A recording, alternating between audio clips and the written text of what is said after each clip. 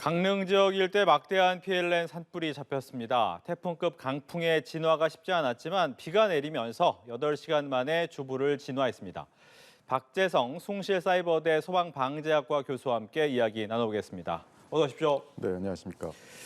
오늘 아침에 이제 불이 났는데 네, 굉장히 빠르게 번졌습니다. 네, 아마 그렇습니다. 강풍 건조 때문인데 진화가 굉장히 어려웠던 것 같아요. 네, 그렇습니다. 화재가 이제 8시 30분경에 남곡동에서 그 소나무가 넘어지면서 이제 전순지를 치면서 전선 단락에서 이제 화재가 발생한 것으로 지금까지 보고가 되고 있습니다. 네. 8시 30분에 산불이 발생했는데 1시간 10분 정도 있던 9시 40분경에 소방 3단계가 발령이 됐습니다. 3단계는 소방에서 낼 수 있는 가장 강한 단계가 3단계입니다. 그러니까 동원 가능한 소방력을 전체적으로 다 동원을 하겠다라고 하는 정도로 화재가 산불이 굉장히 빠르게 확산이 됐던 거고 네. 무엇보다 다른 산불보다 이번 산불의 특징이 민가 쪽으로 산불이 굉장히 빠르게 확산되다 보니까 민가 쪽에서의 인명 피해와 재산 피해를 막는 게 또한 중요했기 때문에 소방의 대응 단계라든지 산림청의 산불 대응 단계를 빠르게 높이게 된 원인이 됐던 것입니다. 예, 말씀하신 것처럼 이제 빠르게 진행이 됐는데 보니까 그런 얘기가 있습니다. 이 봄이지만 낙엽이 많이 쌓여 있었다. 특히 네. 이제 침엽수가 이 진화에 좀 어려움을 줬다라고 하는데 어떤 얘기입니까? 매년 강원도에서 산불이 발생하면 나오는 얘기가 네. 소나무와 같은 침엽수림이 산불을 키우는 중요한 원인이 됐다라고 하는 얘기가 계속 나옵니다.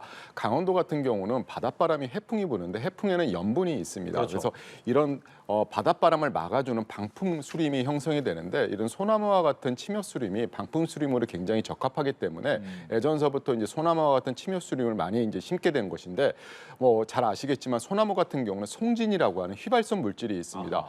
따라서 작은 불에 의해서도 산불이 쉽게 붙을 수가 있고 한 번 불이 붙게 되면은 잘 꺼지지 않고 급격히 연소 확대되는 특징이 있기 때문에 굉장히 화재가 빨리 발생한 것이고 좀 전에 앵커님께서 말씀하셨던 것처럼 낙엽이 산에 굉장히 많이 쌓여 있습니다. 네. 따라서 발생한 산불이 바닥면을 타고 굉장히 또 급속도로 확산된 것도 산불을 키운 주요한 원인 중에 하나였습니다. 예, 이제 안타깝게도 사망자 한 명이 발견이 네, 됐습니다. 그렇습니다. 이제 소실된 곳 옆에 있던 그 주택이었는데 아마 이런 점 때문에 옆에 있는 소실 주택들을 좀 많이 살펴봐야 될 것 같긴 합니다. 그렇습니다. 지금 뭐 펜션이라든지 주택이라든지 민가가 굉장히 많이 소실이 됐습니다. 따라서 그 안에 혹시라도 인명 피해자가 있는지, 사망자가 있는지, 부상자가 있는지 구석구석까지 다 살펴볼 필요가 있겠습니다. 예.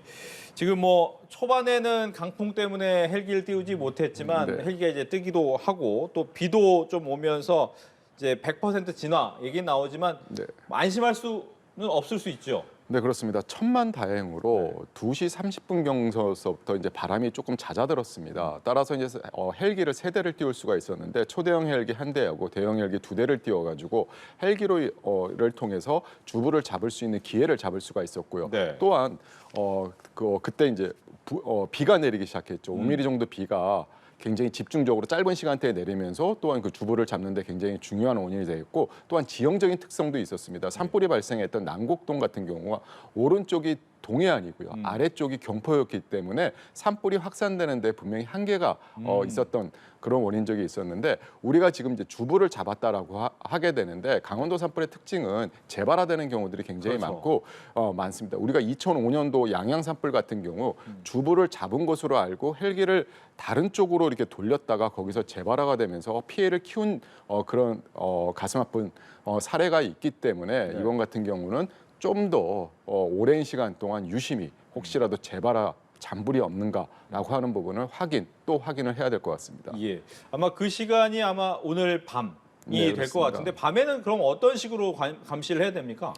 그러니까 이게 밤에는 헬기가 띄우는 것이 굉장히 어렵습니다. 그렇죠. 그 국토교통부의 그 해전익 그 운영 지침에 보게 되면은 낮에 산불이 발생을 해가지고 이게 야간까지 이어질 때는 헬기를 띄울 수가 있습니다. 야간에 산불이 발생했을 때는 헬기를 아예 띄우지를 못하는데 낮에 발생한 산불이 야간으로 이어졌을 때 헬기를 띄울 수 있는데 그 조건이 굉장히 까다롭습니다. 바람이 초속 5m 이하여야 됩니다. 예. 그리고 시계가 맨 눈으로 볼 수 있는 시계가 5km 이상이 나와줘야 됩니다. 그런데 우리가 강원도 산불은 대부분이 강풍 상황에서 발생을 합니다. 그렇죠. 따라서 5m가 거의 다 넘어갑니다. 따라서 야간에 헬기를 띄우는 것은 거의 불가능하고 결국은 산불 진화대나 소방 인력에 의한 사람에 의해서 이제 산불을 진화를 하는 그런 단계로 이제 넘어갈 수밖에 없는 것이 이제 야간 산불 진화의 어려움이 되겠습니다. 예. 앞서 잠깐 이야기를 해주셨지만 5m, 초속 네. 5m를 넘으면 안 된다라고 하는데 오늘 여기 뭐 30m면 어마어마한 속도였네요. 그렇습니다. 그러니까 최고 풍속이 30m인데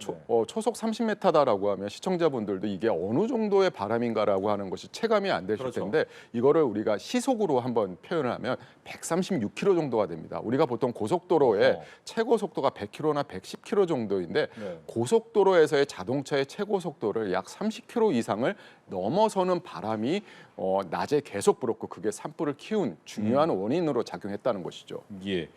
보니까 이제 또 이 지역 같은 경우에는 앞서서 말씀을 해주셨지만 앞에 바다하고 경포대가 있었지만 산간 지역 자체는 좀 험하잖아요. 이런 데는 사람이 직접 가는 것도 어렵고 어떻게 해야 됩니까?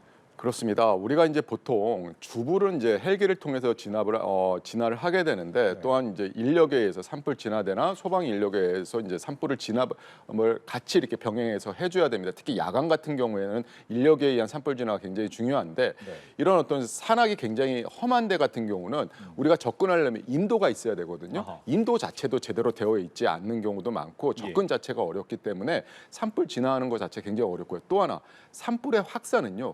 지형이 경사가 급할수록 확산 속도가 굉장히 위쪽으로 빠르게 확산되는 특징이 있기 때문에 이런 부분들이 굉장히 여러 가지 조건에서 산불을 키운 악조건으로 작용했다라고 볼 수가 있는 것입니다. 예. 이제 강릉 지역에서 산불 나면 이제 얼마 전에 그 사찰이 네, 크게 그렇습니다. 탔던 가슴 아픈 모습이 네. 떠오르게 되는데 보니까 이번에도 뭐 경포대나 선교정이나 방해정 이런 지역의 일부가 또 소실되는 모습도 있긴 했었고요. 네. 근데 이런 문화재가 있는 곳은 어떻게 준비를 해야 됩니까? 그러니까 그 안에 이제 중요한 문화재가 있다든지 뭐 그러면은 일단 그거를 우선적으로 옮겨야 됩니다. 또한 산불은 막으려고 하면 주변에 가연물을 이제 치워야 되고 네. 그 문화재라든지 목조 문화재 같은 경우는 물에 적심으로써 불씨 자체에 의해서 발화가 되지 않도록 이렇게 선조치를 해놓는 것이 굉장히 중요합니다. 네, 굉장히 어려운 상황에서 그래도 이번에는 큰 피해는 없었다라는 점이 네, 그나마 그렇습니다. 다행이다라는 생각이 들 것 같습니다. 근데 이제 앞서서 이제 화재 원인을 좀 봐야 될 것 같은데 소나무가 부러지면서 전기가 튀어서 화재가 났다. 이건 어떻게 봐야 될까요? 네. 굉장히 의외적인 상황입니까? 아니면 가능한 일입니까?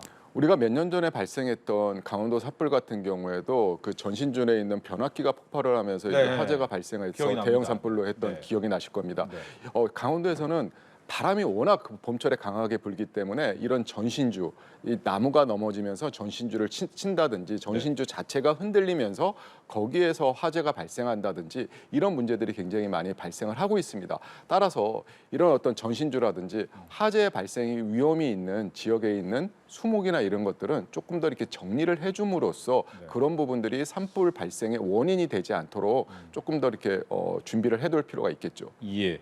보니까 이제 봄철만 되면 특히 이제 강원도의 지형적 특성 때문에 거기가 건조하고 바람도 많이 불고 그러면 대비는 어렵나라는 생각이 드네요. 그렇죠. 강원도 같은 경우는 우리가 보통 산불이 2월에서 4월 달에 집중적으로 발생을 하게 됩니다. 그때 이제 그 편서풍이 불면서 얘가 태백산맥을 넘으면서 폐년생이라고 그러죠. 높새바람이라고 하는데 태백산맥을 넘어가서 아래로 떨어지면서 굉장히 건조하고 빠른 준 태풍급의 바람으로 이제 바뀌게 되는 것입니다. 이거를 우리가 양간지풍이다라고 얘기를 하게 되는데 네. 봄철마다 항상 이제 불어오게 되는 것이죠. 특히 강원도 같은 경우는 산림 자체도 굉장히 우거지고 그리고 경사지기 때문에 그런데 우리가 이제 제일 중요한 것은 이런 어떤 악조건이 있다라고 하는 걸 알기 때문에 제일 중요한 것은 어려운 얘기지만 산불을 발생시키지 않도록 하는 것이 제일 중요한 것이죠. 산에 갈 때는 가능한 한 정해진 데에서만 치사 야영을 하게 되는 것이고 라이터와 같은 화기를 갖고 가지 않게 하는 것이고 또한 봄철이 돼서 이제 농사를 준비를 할 때 논두렁이나 밭두렁을 이제 병충해를 예방한다라고 해서 태워서 그게 산불로 이어지는 경우들이 많습니다. 그런데 실질적으로 논두렁이나 밭두렁을 태우는 것이 병충해를 예방하는데 별 효과가 없습니다. 그래서 그런 부분들에 대한 그러니까 예방적인 부분들에 대한 대책을 하는 것이 또한 중요하고요. 또한 우리가 강원도는 침엽수린, 소나무와 같은 것들이 산불에 취약한 나무들이 굉장히 많지 않습니까? 그러니까 요새는 이제 중간중간에 방화수림이라고 해가지고 산불에 강한 그런 화렵수 같은 거를 심어줌으로써 산불이 발생하더라도 급격하게 화재가 확대되지 않도록 하는 그런 조치를 취하고요. 마지막으로 장비적인 측면입니다. 지금 산림청이 갖고 있는 헬기가 한 48대 정도가 되는데 그중에 32대가 기령이 20년 이상 된 노후된 헬기고요. 그리고 29대 정도는 기령이 25년 이상 된 러시아제 헬기입니다. 지금 우크라이나하고 전쟁 때문에 러시아 쪽에서 헬기를 유지 관리할 수 있는 부품이나 이런 것들에 대한 공급이 제대로 안 되고 있습니다. 그렇기 때문에 이런 부분들이 헬기가 정상적으로 운행을 하는 데에서의 여러 가지 어려움 점으로 작용을 하고 있기 때문에 무엇보다도 좀 이런 헬기나 장비에 대한 것들을 적극적으로 지원을 해줌으로써 강한 바람이 불었을 때도 헬기가 뜰 수 있도록 하는 그런 조치를 해주는 것이 또한 중요한 대책 중에 하나라고 말씀드릴 수가 있습니다. 네, 아마 산불 이재민 때문에 이제 특수 재난 지역으로 선포해 네. 달라라는 얘기가 되고 있는데 이렇게 이재민들을 위한 도움의 손길도 물론 당연히 제일 먼저 해야 될 일이지만 네. 보니까 이제 한 530개의 축구장이 되는 지역이 이제 불에 탔단 말이죠. 네. 하지만 이 부분을 다시 예전처럼 만들려면 시간이 어느 정도나 걸리는 겁니까?